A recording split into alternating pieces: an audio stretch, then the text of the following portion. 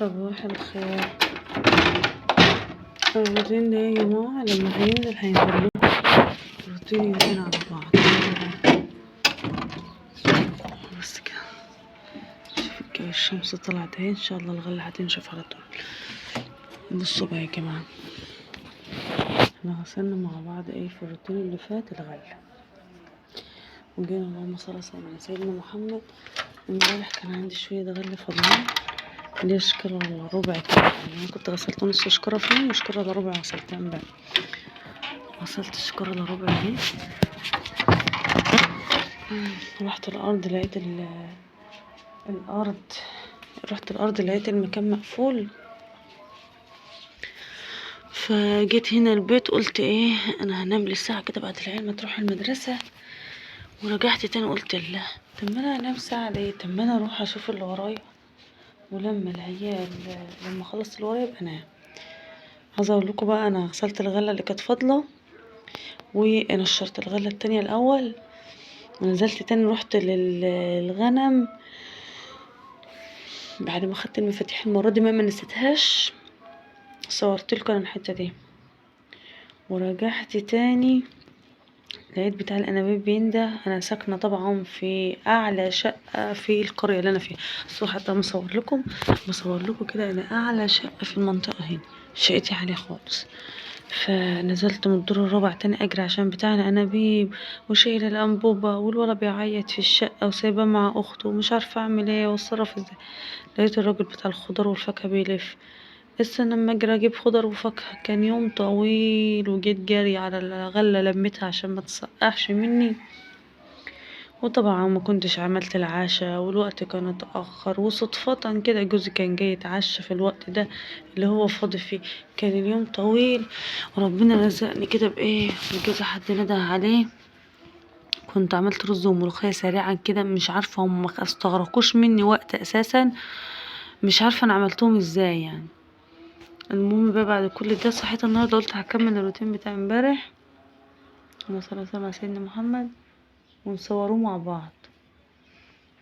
اول حاجه كده ايه الغله اللي انا غسلتها امبارح، اشوف لها صرفه كده اطلعها، اروح انشر اللي فوق، اشوف الدنيا هتمشي ازاي. تعالوا بقى كده ايه نروق الدنيا مع بعض.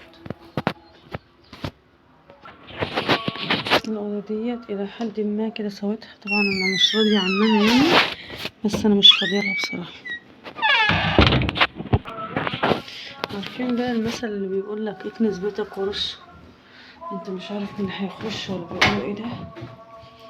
المثل ده يا جماعه جميل خالص. طبعا انا جوزي مبلغني ان بتاع الصيانه ممكن يجي علينا في اي وقت، عندنا الغسالات بايظه مش فممكن يجيلنا في اي وقت. نعمل انا بقى ايه، نبقى مروقه حالي عشان لو جالي في اي وقت الباب ونقوله اتفضل، منوقفوش على الباب. بس يا رب يجي في وقت بس يكون حاطين سلايفي هنا كده ايه عند الفراغ بتاعتنا نطلع عليهم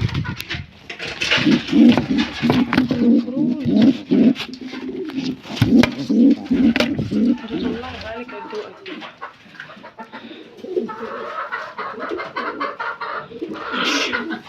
انا مش هغلق عليكم، سيبكم براحتكم. بسم الله الرحمن الرحيم، اللهم صل وسلم وبارك على سيدنا محمد. انت خلقيه برضه ايه الازاز ده، انا مش فاكره الازاز ده خالص. انتم بس عيجي بعد ما تقطعليش بس العباية، كل يوم لازم الباب يقطع العباية. اللهم صل على النبي، الله اكبر الله اكبر، اللهم صل على النبي. بسم الله الرحمن الرحيم، اللهم صل وسلم على سيدنا محمد. اهو يا جماعه مقربين يفتحوا، هما بيفتحوا على كام يوم.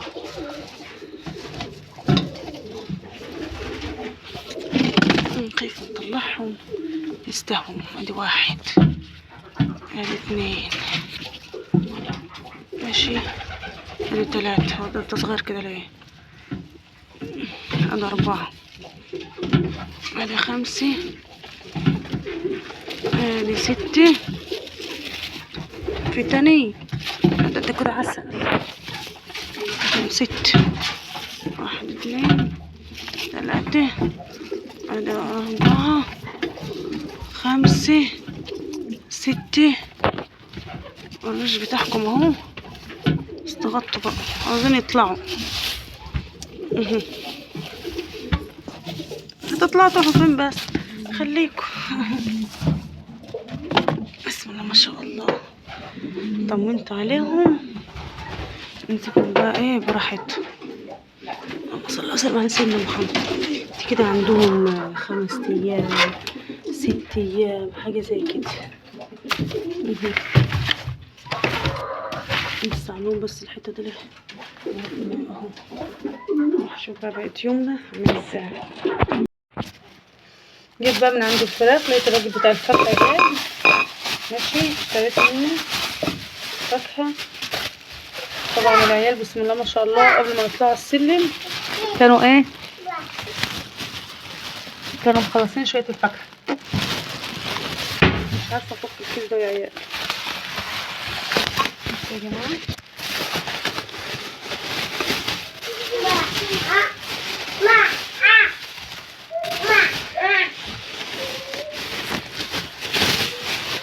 الاكياس بقى ديت عشان هي غامقه نستخدمها في الزباله، نستخدمها في حاجه غامقه كده. الخيار ده الكيس ده كله 2 كيلو ونص ب10 جنيه، ب15 جنيه. جايبه لي الارانب وممكن الاقي منه هو نضيف يعني بس مستخدم. البطاطس معاه 2 كيلو ب50. حاضر عاوز 7 موز اهو يا حبيبي اتفضل. جايبه عشانك والله.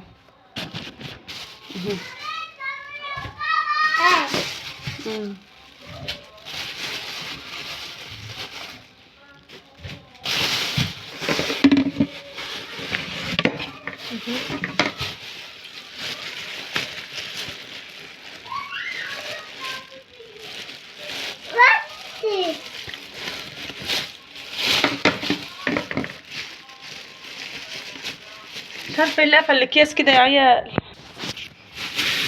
جبنا كوكا، الكوكا دي ب30، الموز ب5 بكام؟ ب22 ونص.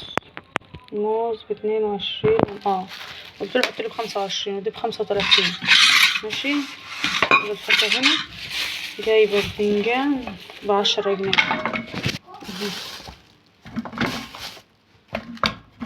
والشطه النص ب10 جنيه والكيلو ب20. الشطه دي برد، منجيبوش احنا الشطه الحراق ماشي. منحطهمش في التلاجة من غير حاجة، حتى لو ما عنديش البلاستيكات فاضية، اللي هما الحاجات البلاستيك دي لو مش فاضية، دي طبعا بتاعة الرز يعني انتوا عارفين.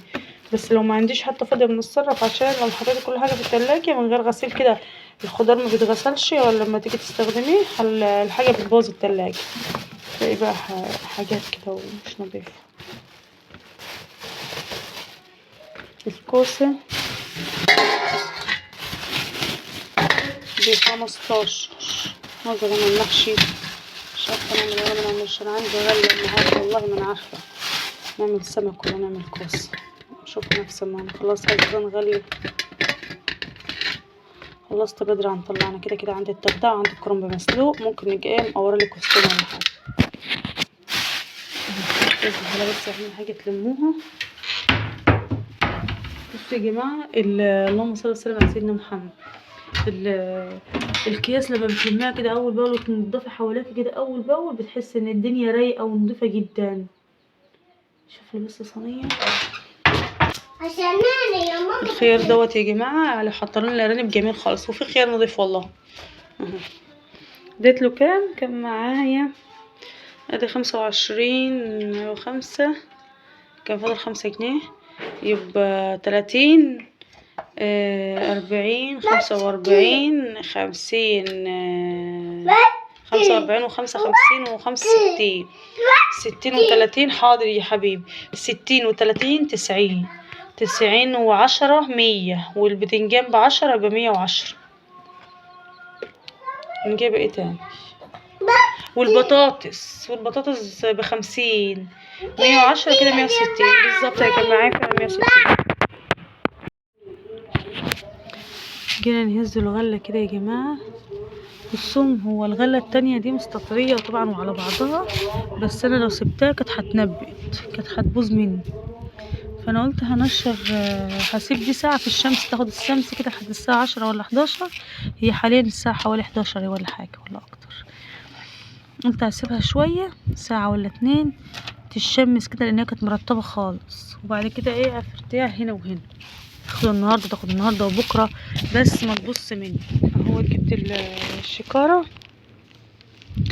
اهوت اللي انا بعمله، بحطه في الشكارة على طول وبنقيه كويس جدا، عشان ما فيش الا انا. يعني في ناس بتحط في طشت وحد بينقي من وراها، بس ما فيش الا انا اللي بنقي لوحدي.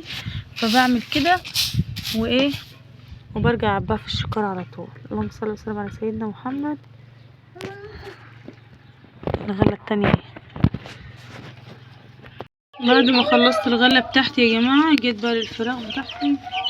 بصوا انا شلت القش اللي تحتهم عشان هما ايه ينقوا اللي عليه كده. بصوا الشكارة ديت بقى اهوت الحاجات اللي انا شلتها من تحتهم، وجايبه لهم واحدة تانية نضيفة. حطت لهم مية اهوت على عسل اسود عشان المناعة، يوم خل ويوم عسل اسود، اجتهادا كده من نفسي. يعني انا مش واخداها من حتة ولا مثلا دي معلومة، يعني انا واخداها كده من نفسي. بسم الله ما شاء الله، هم برضو فرقوا عن يوم ما جم. تحس ان هم برضو حلوين وكويسين الحمد لله. هم بس عاوزين مكان اوسع من ده، وانا شويه كده هنزلهم، يعني مش هخليهم هنا كتير. هم في الاوضه وسع لهم مكان تحت ان شاء الله على خير. الله المستعان يا رب.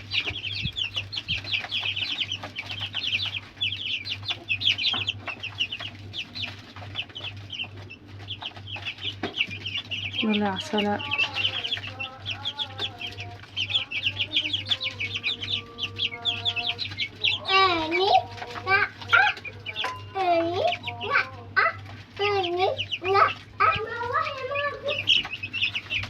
يلا روحي يلا.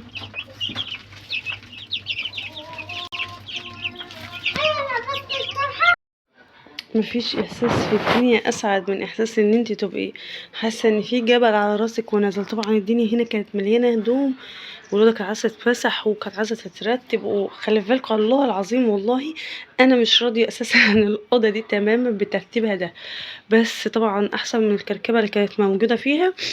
لقيت فجأة عندي هدوم كتيرة جدا. طبعا هما جم 4 شنط وكرتونتين، تخيلوا بقى 4 شنط وكرتونتين حطيتهم تحت السراير. وطبعا الأوضة دي مش هتبقى في يوم وليلة كده، هنشيل كل ده. الألعاب والحاجات اللي انتوا شايفينها بتاعت الأطفال دي عاوزة أخرجها خالص من الأوضة، بحيث ان الاوضه دي تخف شويه. بس انا شقتي اساسا صغيره، يعني هي اللي اوضتين اطفال، وهي اللهم صل وسلم على سيدنا محمد اوضه ركنه. فهي الشقه ممكن تكون صغيره بالنسبه للحاجات اللي موجوده فيها. فانا بحاول بقى ايه تحت السراير احط الحاجات دي كلها. طبعا الحمد لله انا خلصتها على خير. نروح بقى نشوف ايه. امبارح كنت مروقه البيت كله ترويقه كده ايه، يعني مش على الوش قوي، يعني اللي هو شلت المطبخ والطرقه ومسحت حوالين السجاد كله، شفطت كل السجاد، وطبعا طلعت للغل. هروح بقى اشوف بقيه الروتين وهوريكم كل حاجه. بقى كده ايه البوتاجاز بتاعنا والارضيه ماشي، روقنا الدنيا كده، شطبنا الحوض. بعد ما خلصت لقيت الكوبايتين دول، فانا هسيبهم بقى لحد ما انشر الغله واجي عشان الوقت ما يتاخرش والشمس تروح مني.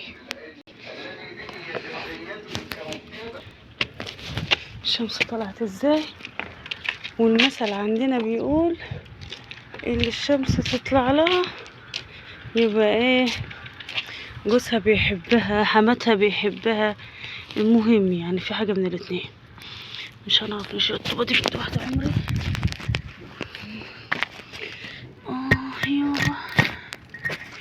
يابا يا جماعة انا تعبت خالص، حاسة ان مفيش راحة في الدنيا دي.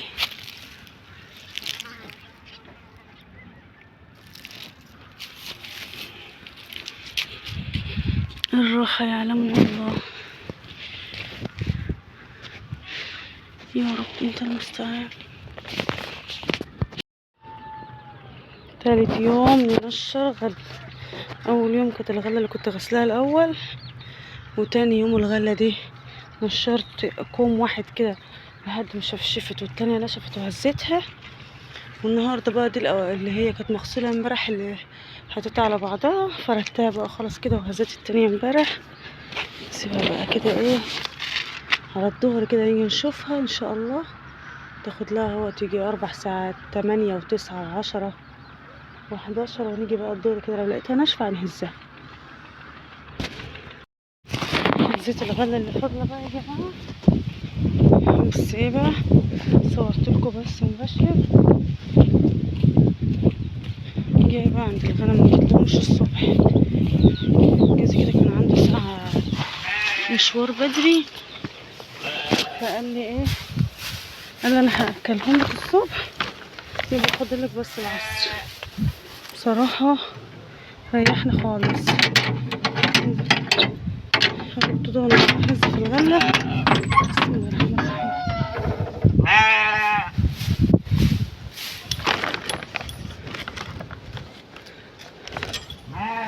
سايب الولا نايم بالراحة عليا. انتوا قدامكم ايه وما قدامكمش ايه؟ فين ميتكم؟ فين المية؟ جد الفاي منقدرش انا نعدي في وسط الحاجات دي. انتوا قولوا انتوا ايه ده؟ استغفر الله العظيم يا رب، انت ليه هتتوسخ كده؟ يلا اشربي اشربي اشربي.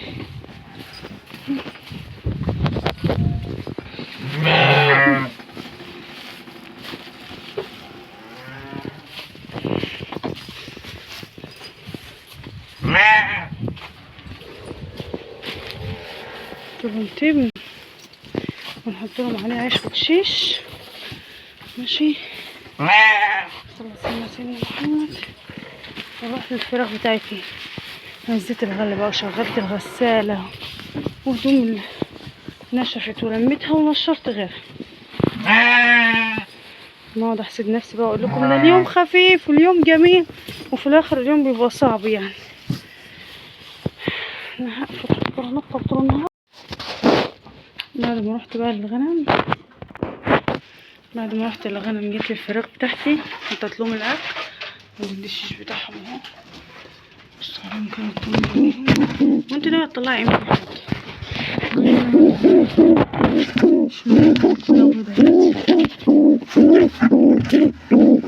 بس وريني بيضة برضو، لسه بيضة يعني لسه مطلعتين. طيب بسم الله الرحمن الرحيم. خلاص ماشي في الارض ولا في السماء، هو السماء العالم. ايه ده؟ ايه ده عم حفر؟ في حاجة عم حفر هنا كده. اعتقد الارنبة التانية بتلعب يعني. انت ده بسم الله الرحمن الرحيم. اللهم صل على النبي. مالكم كل ما يعني نمسككم نلاقيكم يعني عاوزين تلعبوا وبتاع، مالكم النهارده كده؟ بسم الله الرحمن الرحيم. اللهم صل على النبي. متخافش انتوا لسه مفتحتوش ليه؟ لسه مفتحش عينه قافله، بس بسم الله ما شاء الله يعني بقى حلو اهو. صدق باين لك ملامح ان انت برضو كبرت. شوفك ولد ولا بنت كده؟ انت بنوته باين اهو. ما تيجي معايا الحمد لله. مالك؟ في يوم واحد كسلان كده ليه؟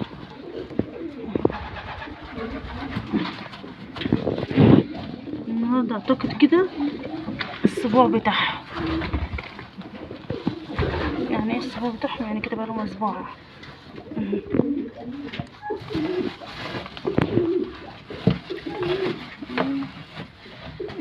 واحد 3. يا نهاري ده انت صغير قوي. روح لما جات بسرعة. روح امه جات، انا خايفة. بسم الله ما شاء الله يا جماعة. اللهم صل على النبي.